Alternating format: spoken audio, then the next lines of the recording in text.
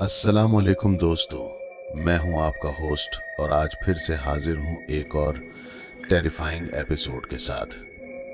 लेकिन पहले मैं आपसे एक सवाल पूछना चाहता हूं। क्या आपने कभी महसूस किया है कि कोई आपको देख रहा है जब आप बिल्कुल अकेले होते हैं?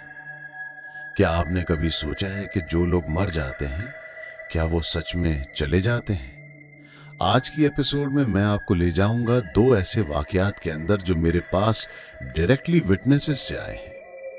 पहली कहानी है एक ऐसी बिल्डिंग की जहां लोगों का सोना मुश्किल हो गया, और दूसरी कहानी सुनाएंगी मिसेस राव, एक ऐसे घर की जहां अब कोई नहीं रहता। तो लाइट्स ऑफ कर लें, हेडफोन्स लगा लें, क्योंकि जो आप सुनने वाले हैं वो सिर्फ कहानियां नहीं हैं। ये बात है कराची की एक फेमस रेजिडेंशियल बिल्डिंग की। डीएचए फेज 2 में टावर हाइट्स नाम का एक 20 फ्लोर का बिल्डिंग, बिल्कुल नॉर्मल सा बिल्डिंग। लेकिन जो इसमें होना शुरू हुआ वो नॉर्मल नहीं था। अहमद साहब रहते थे 15th फ्लोर पर अपनी फैमिली के साथ। उनकी बेटी आयशा कॉलेज जाती थी और रोज इवनिंग में वापस आती थी। सब कुछ ठीक था जब तक कि एक दिन आयशा ने घर आके कहा कि लिफ्ट में कोई अजीब सी फीलिंग आ रही है। पहले तो अहमद साहब ने कोई खास ध्यान नहीं दिया, लेकिन फिर आयशा ने कहा कि जब मैं 12th फ्लोर पर रुकती हूं तो लगता है कोई मेरे साथ खड़ा है। मैं देख तो नहीं सकती लेकिन महसूस कर सकती हूं।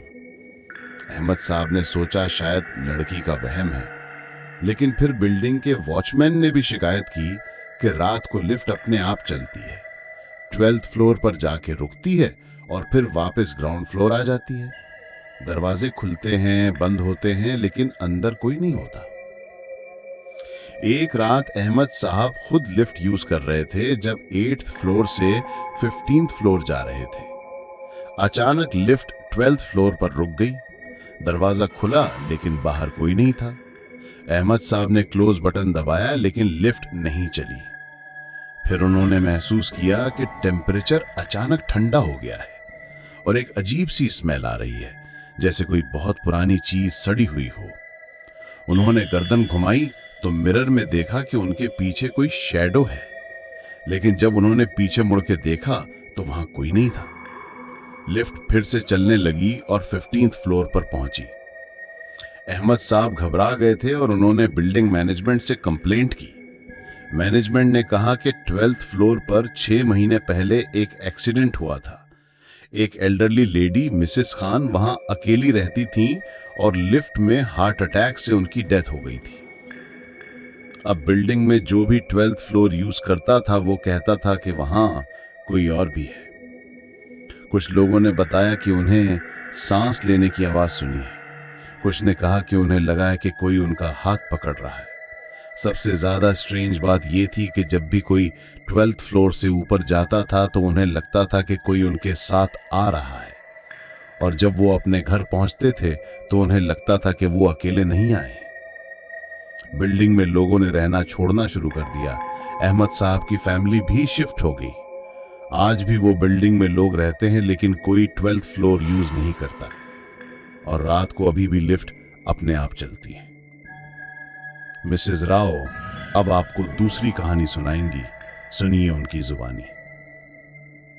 दोस्तों, मैं मिसेस राव बोल रही हूँ और जो कहानी मैं आपको सुनाने वाली हूँ वो मेरे अपने खानदान से रिलेटेड है। ये बात है लाहौर की एक पुरानी हवेली की जो हमारे रिश्तेदारों की थी।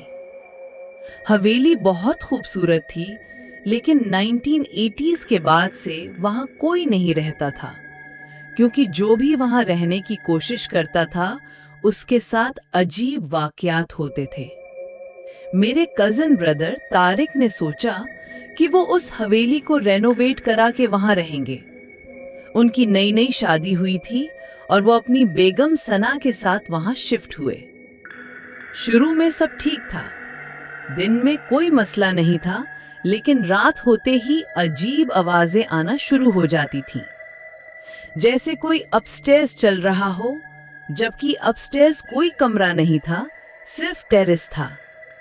सना बेगम को रात में लगता था कि किचन से बर्तन की आवाज आ रही है।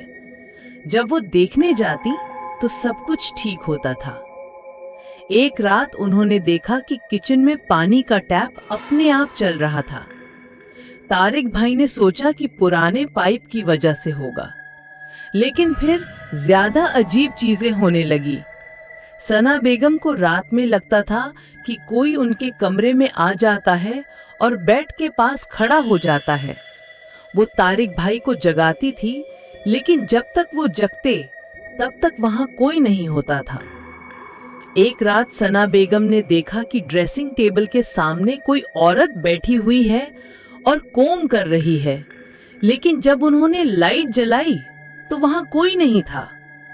सबसे स्कैरी इंसिडेंट तब हुआ जब तारिक भाई ऑफिस से लेट वापस आ रहे थे। उन्होंने देखा कि हवेली की अपस्टेयर्स की विंडोज में लाइट जल रही है और कोई साया चल रहा है, लेकिन वो जानते थे कि अपस्टेयर्स कोई कमरा नहीं था। जब वो घर पहुंची तो सना बेगम घबराई हुई थी। उन्होंने कहा कि कोई अपस्टेयर्स से उनका नाम ले रहा था, बहुत प्यार से, जैसे कोई माँ अपने बच्चों को बुलाती है, लेकिन आवाज बिल्कुल अजनबी थी। उस रात दोनों ने फैसला कर लिया कि वो हवेली छोड़कर चले जाएंगे। जब वो सामान पैक कर रहे थे तो उन्होंने महसूस किया कि कोई उन्हें रोकने की कोशिश कर रहा है। दरवाजे अपने आप बंद हो रहे थे और खुलते नहीं थे। तारिक भाई ने जोर लगा के दरवाजा खोला और दोनों भाग निकले। उसके बाद कभी वापस नहीं गए। हवेली आज भी वहां है, लेकिन अब बिल्कुल खाली है। लोकल लोग कहते हैं कि वो हवेली में जो औरत रहती थी वो अभी भी वहां है। शायद वो चाहती है कि कोई उसके साथ रहे, लेकिन जो भी वहां जाता है वो ज्यादा दिन नहीं टिक सकता। आज भी अगर आप उस मोहल्ले से गुजरे तो रात में अपस्टेयर्स की विंडोज में लाइट नजर आएगी, और कुछ लोगों ने सुना है कि वहां से कोई गाना गाती है, बहुत पुराना गाना, जैसे 50 साल पहले के जमाने का हो। तो दोस्तों, ये थी आज की 2 कहानियां। याद रखिएगा कि ये दुनिया में बहुत सी चीजें हैं जो हमारी समझ से बाहर हैं। कुछ जगहें ऐसी होती हैं जहां वक्त रुक जाता है, और कुछ लोग ऐसी होते हैं जो मर कर भी नहीं जाते। अगर आपके पास भी कोई ऐसी कहानी है तो हमें ईमेल कर सकते हैं, और अगर आपको ये एपिसोड पसंद आया हो तो सब्सक्राइब करना ना भूलिएगा। अल्लाह हाफिज दोस्तों, और खुदा आपको महफूज रखे। अगली एपिसोड में फिर मिलेंगे एक और स्पाइन चिलिंग स्टोरी के साथ।